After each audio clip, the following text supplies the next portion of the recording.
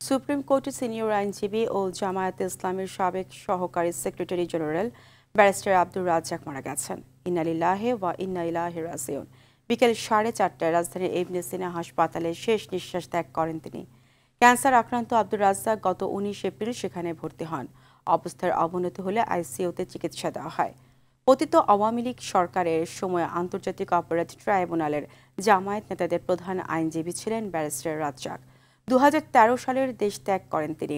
বিদেশে থাকা অবস্থায় 2019 সালের জামায়াত ইসলামী থেকে পদত্যাগ করে আমার বাংলাদেশ পার্টিতে প্রধান উপদেষ্টা হিসেবে যোগ দেন।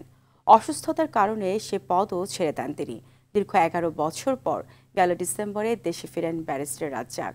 আজ বাদ এশা ধানমন্ডির তাকুয়া মসজিদে এবং কাল বেলা 11টায় সুপ্রিম কোর্ট প্রাঙ্গণে ব্যারিস্টার আব্দুর রাজ্জাকের জানাজা অনুষ্ঠিত হবে।